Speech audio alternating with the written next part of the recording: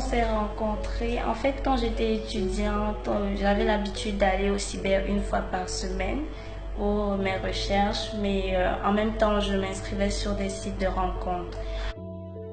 Commençais à demander, on me proposait des filles de gauche à droite, des amis me proposaient des connaissances, mais quand je parlais avec cette fille-là, ces femmes-là, ça ne donnait pas, il n'y avait pas vraiment ce contact naturel là. Quand tu rencontres ton âme sœur, tu dis oui, la voici.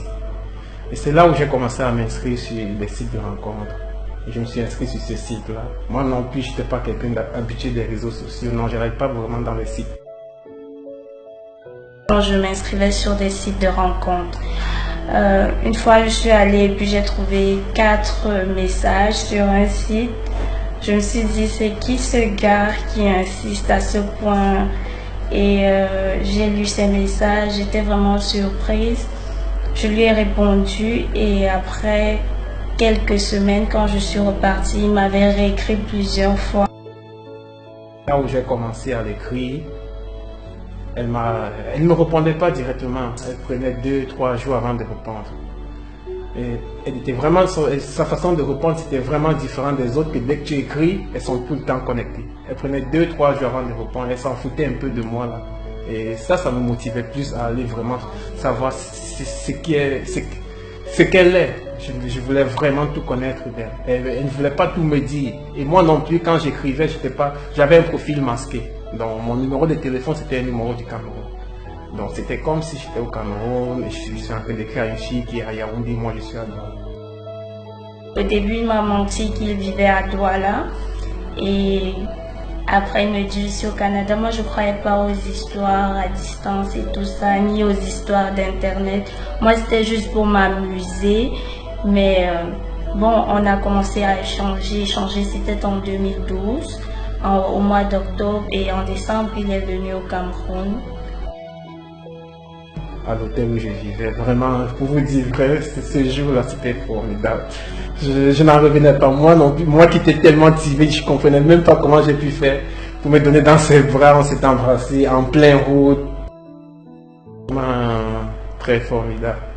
Maintenant, pourquoi je n'ai pas choisi une fille au Canada, c'est que c'était, comme je vous ai dit, c'était que je cherchais une fille avec qui on avait les mêmes valeurs. Au Canada, c'est difficile. Et à l'époque où je suis arrivé, moi, je voulais absolument épouser une fille camerounaise.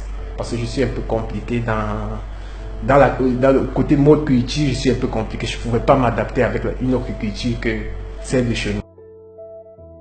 La première fois que je suis arrivée au Canada pour le retrouver, il m'attendait à l'aéroport avec un gros nounours, un pot de fleurs. C'était avec tous ses amis. J'étais surprise parce que tous ses amis étaient venus m'accueillir. Ils m'ont vu, on s'est mis à crier, on s'est embrassés.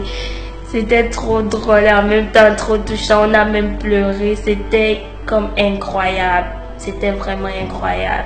Et puis j'ai passé un mois là-bas avec lui. C'était un mois de folie.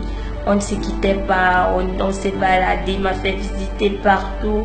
On a voyagé, on est allé au chute du Niagara. On a vraiment profité des un mois à fond.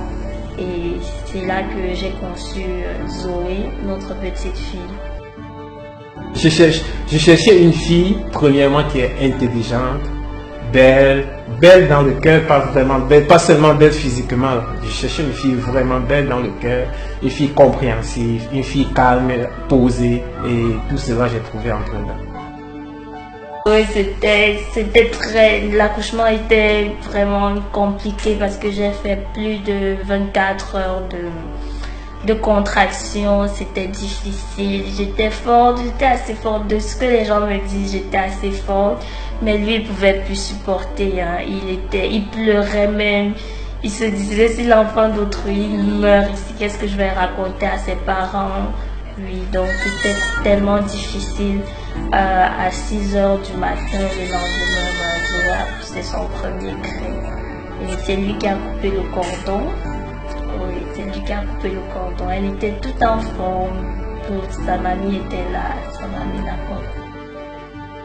Donc dans 5 ans, dans 10 ans, je serai à ses côtés. Je promets de l'aimer, de prendre soin de nos enfants, de notre fille et de nos futurs enfants.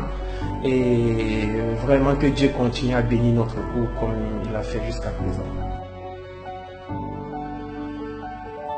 Donc la demande à mariage s'est faite il y a environ 1 an au Canada parce que lui, il avait promis à mes parents qu'il viendrait vraiment les honorer, qu'il viendrait me légaliser comme on dit ici. Et il est donc au Canada, il m'a demandé, il m'a dit, j'avais promis à tes parents que j'allais venir t'honorer, faire ta dot et tout. Donc je pense que c'est le moment et il faut qu'on se lance l'année prochaine en décembre, on va se lancer, on va aller.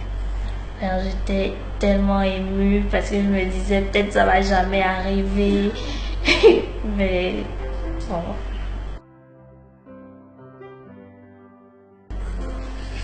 Un message que j'aurais pour Brenda, c'est que Brenda, je te dis, je t'aime beaucoup, ne change pas, reste comme tu es et sois toujours cette fille que j'ai connue il y a de cela 5 ans. Ok. Donc, le message que j'ai pour toi, Franck, mon guerrier pour la vie.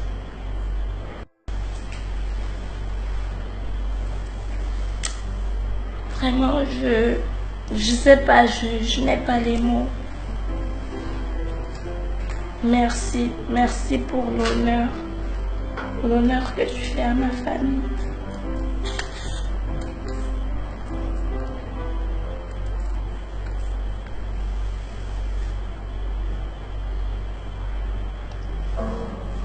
Merci d'être fidèle à tes paroles et reste tel que tu es. Je t'aime, chérie. Je t'aime.